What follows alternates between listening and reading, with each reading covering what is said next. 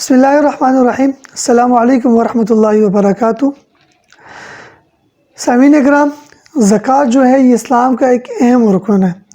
جس طرح نماز کو ایک بہت اہمیت حاصل ہے، اسی طرح زکوٰۃ کو بھی بہت ایک بڑی فضیلت حاصل ہے۔ اور فرمایا کہ جس طرح عبادات کے اندر انسان جو بھی عبادت کرتا ہے تو اس عبادت سے متعلقہ سارے مسائل کی معلومات اس کو ہونی چاہیے۔ جس طرح وضو ہے تو ہم وضو روزانہ کرتے ہیں تو وضو کے مسائل کو سیکھنا فرض ہے۔ اسی طرح نماز ہے، نماز روزانہ پڑھتے ہیں تو اس کے مسائل کا سیکھنا فرض ہے۔ اسی طرح میراث ہے، کسی کو مال ملتا ہے میراث میں تو اب اس شخص کے لیے میراث کے مسائل سیکھنا فرض ہے۔ اسی طرح زکوٰۃ ہے تو فرمایا زکوٰۃ کا بھی یہی حکم ہے کہ جس آدمی پر زکوٰۃ فرض ہو، زکوٰۃ کے مسائل سیکھنا فرض ہے۔ ایک عام آدمی کے لیے مستحب ہے، لیکن جس کے پاس مال اتنا ہو اس کے لیے سیکھنا فرض ہے، اور نہ سیکھنے والا گناہ گار ہوگا۔ اگر نہیں پتہ تو مسائل کو پوچھے اور معلوم کرے۔ زکوٰۃ کہتے کسے ہیں؟ زکوٰۃ کے لغت میں دو بڑے معنی ہیں، ایک معنی پاک کرنا اور ایک معنی اضافے کا ہے۔ اگر اس کا ہم پہلا معنی لیں عبادات کے اندر پاک کرنے سے کیا مراد ہے، تو کہتے ہیں زکوٰۃ ایک ایسی عبادت ہے کہ جو ہمارے مالوں کو پاک کرتی ہے۔ اضافے سے کیا مراد ہے؟ فرمایا زکوٰۃ ایک ایسی عبادت ہے جس سے ہمارے مالوں میں اضافہ ہوتا ہے۔ اب ظاہراً تو ہمیں نظر آ رہا ہوتا ہے کہ مال کم ہو رہا ہے۔ ایک حدیث میں آتا ہے کہ بھئی یہ جو زکوٰۃ ہے یہ ہمارے مالوں کا میل کچیل ہے، اللہ ان کو نکال کے ہمارے مالوں کو پاک فرماتے ہیں۔ اور پھر فرمایا اضافے سے کہ وہ کیا مراد ہے؟ قرآن مجید کے اندر جو اس کا بڑا ذکر آیا ہے، اللہ قرآن مجید میں فرماتے ہیں ان الذین آمنوا وعملوا الصالحات واقاموا الصلاۃ وآتوا الزکاۃ لہم اجر عند ربہم ولا خوف علیہم ولا هم یحزنون، کہ بے شک جو لوگ ایمان لائے اور نیک عمل کرتے رہے اور انہوں نے نماز کو ادا کیا اور زکوٰۃ کو ادا کیا تو ان کے لیے بہت بڑا اجر ہے۔ تو اسے بھی ثابت ہوا کہ اللہ مال بھی بڑھاتے ہیں اور ساتھ ساتھ اللہ پاک اجر بھی دیتے ہیں۔ اس طرح حدیث کے اندر آتا ہے کہ رسول اللہ صلی اللہ علیہ وسلم نے فرمایا بنی الاسلام علی خمس، تو کون سے خمسۃ ارکان فی دین، کہتے ہیں جی 5 بنیادی چیزیں جو اسلام کی، اور 5 ارکان بنیادی کون سے ہیں جی؟ شہادت واللہ الہ الا اللہ، کلمہ کے اقرار، ٹھیک ہے، وان محمد رسول اللہ، و اقامت الصلاۃ، نماز قائم کرنا، ایتاء الزکاۃ، زکوٰۃ ادا کرنا، و صوم رمضان، رمضان کے روزے، و حج البیت من استطاع الیہ سبیلا، اور حج کا ادا کرنا اگر استطاعت ہے اس پر فرض ہو چکا ہے۔ تو زکوٰۃ ایک اتنا اہم رکن ہے کہ جس کا حدیث کے اندر تذکرہ آیا ہے اور اس کی ادائیگی پر زور دیا گیا ہے۔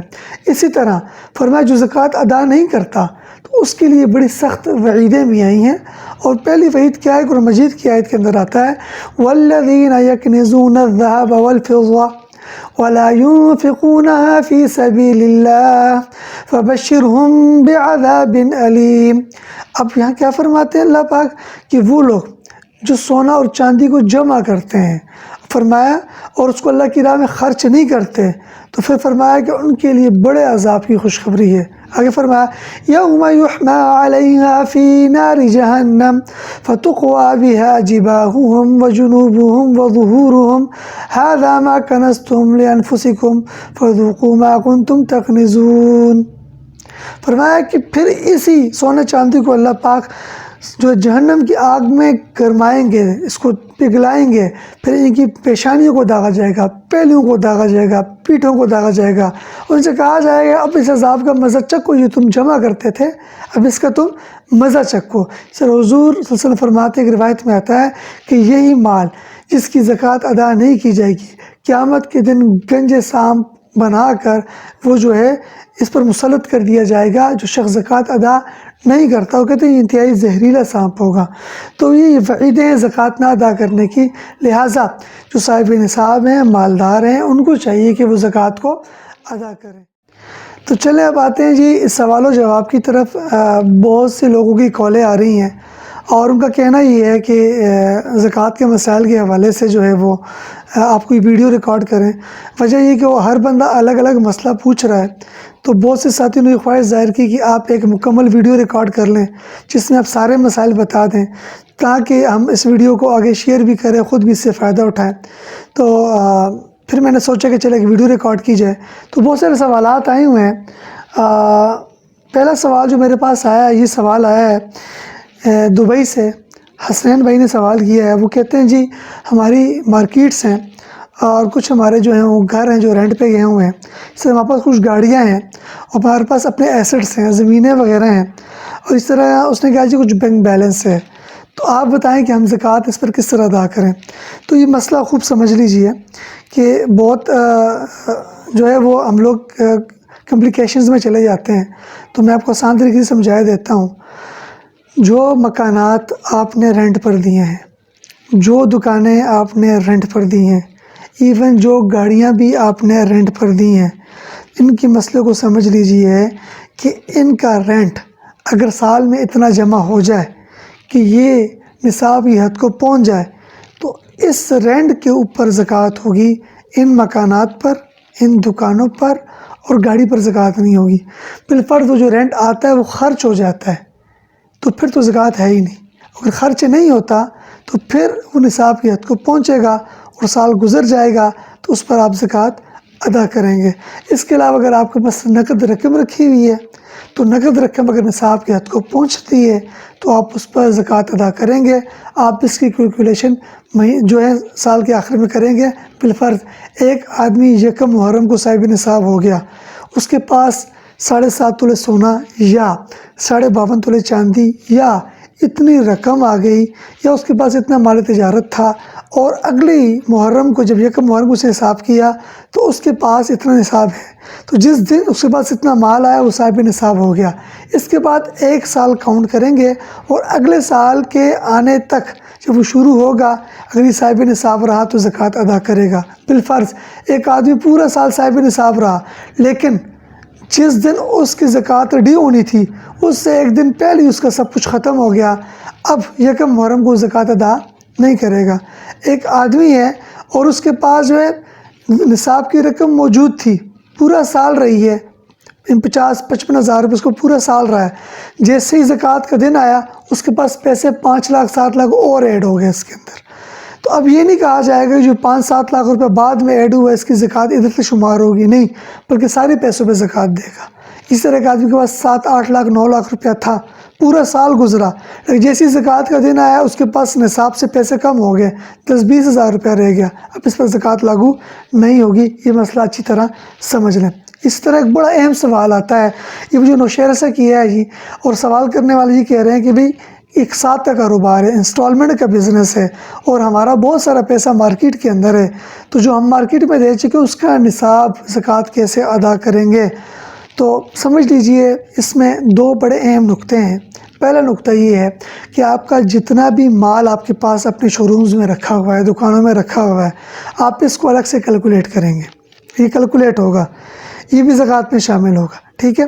پھر دوسری چیز جو میں آپ کو مین بتانا چاہ رہا ہوں وہ یہ ہے، آپ نے اگر بالفرض 1 کروڑ روپے مارکیٹ میں دیا ہوا ہے، ٹھیک ہے، تو 1 کروڑ کون سا ہوگا؟ سوال آپ نے یہ کیا تھا کہ میری قیمت خرید پر زکوٰۃ لاگو ہوگی، قیمت فروخت پر ہوگی، تو آپ کی قیمت فروخت پر ہوگی۔ مثلا آپ نے سامان خریدا تھا 90 لاکھ کا، بیچا آپ نے قسطوں پہ 1 کروڑ کا، تو زکوٰۃ 1 کروڑ کے حساب سے آپ نکالیں گے، لیکن اس سے پہلے کچھ کرنے والے کام ہیں۔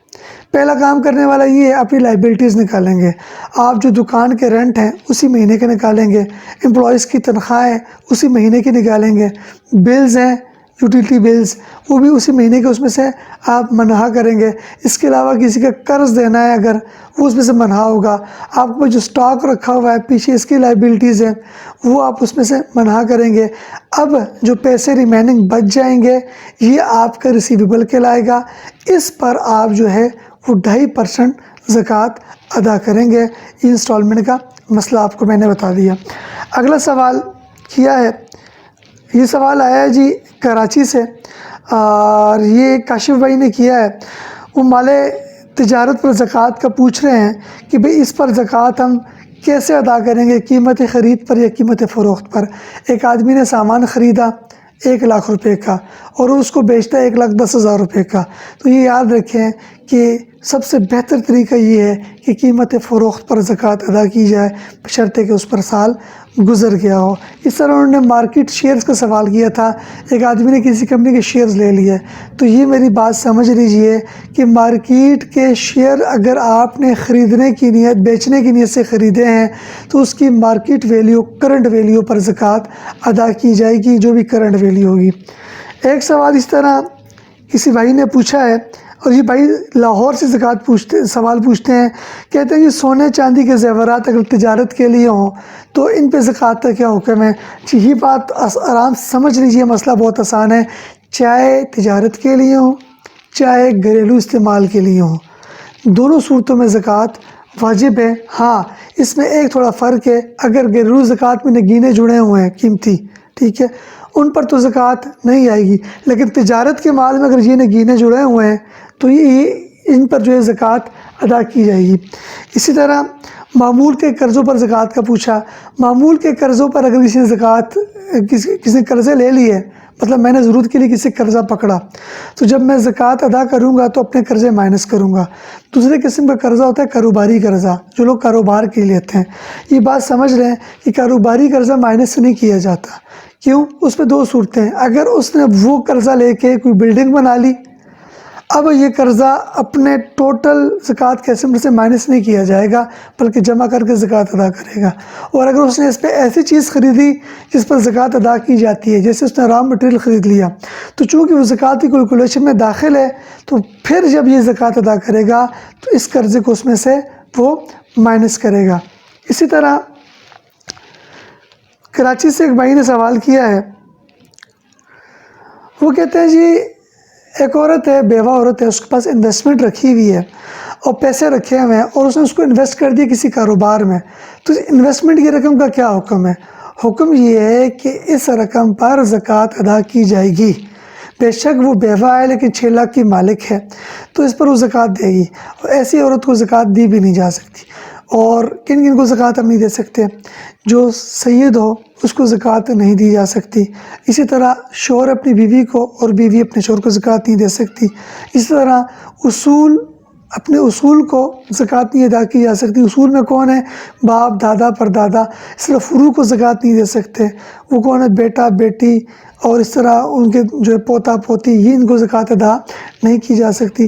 اچھا زکوٰۃ آپ دیں گے کس کو؟ اپنے جو باقی رشتے ہیں، بہن بھائیوں کو، وہ جو آپ پر ڈیپینڈنٹ نہیں ہیں ان کو زکوٰۃ دے سکتے ہیں۔ چچا، چچی، پھپھا، پھوپھی، ان سب کو زکوٰۃ آپ دے سکتے ہیں جو آپ کے جو ہیں سائڈ کے رشتے ہیں۔ اس طرح جو مسکین فقیر، لیکن جو میں نے رشتے بتائے ہیں ان کا جو ہے وہ زکوٰۃ کی شرائط کو پورا کرتے ہیں تو تب دے سکتے ہیں، ویسے زکوٰۃ ان کو بھی نہیں دے سکتے، لیکن شرائط پورا کر رہے ہوں، زکوٰۃ کے مستحق ہوں تو ان کو زکوٰۃ دی جا سکتی ہے۔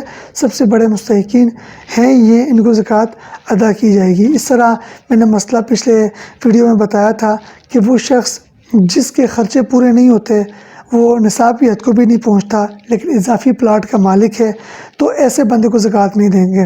ایک آدمی نے پلاٹ خریدا اور وہ اس نیت سے خریدا کہ میں اس پر گھر بناؤں گا تو اس پر زکوٰۃ نہیں ہے، اور اس نیت سے خریدا کہ میں اس کو بیچوں گا تو اس کی کرنٹ ویلیو پر زکوٰۃ ادا کی جائے گی۔ مثال کے طور پر ایک آدمی نے 10 لاکھ کا پلاٹ خریدا، 1 سال بعد قیمت 20 لاکھ روپے ہو گئی، اب وہ 20 لاکھ کے اوپر زکوٰۃ ادا کرے گا۔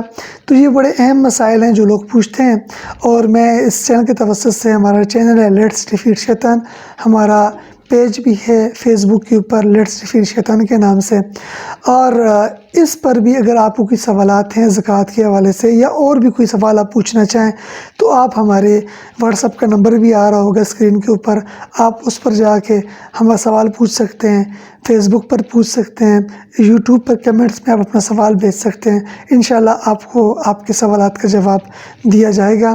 اللہ پاک ہم سب کو عمل کی توفیق عطا فرمائے۔ وما علینا الا البلاغ المبین۔ مرنے سے پہلے ایک ایسا کام کر جائیں، اللہ نبی کی باتوں کو عام کر جائیں۔ آئیں آپ بھی اس ٹیم کا حصہ بنیں، ہمارے چینل کو لائک کریں، سبسکرائب کریں، کمنٹ کریں، شیئر کریں اور بیل آئیکن کو ضرور دبائیے گا۔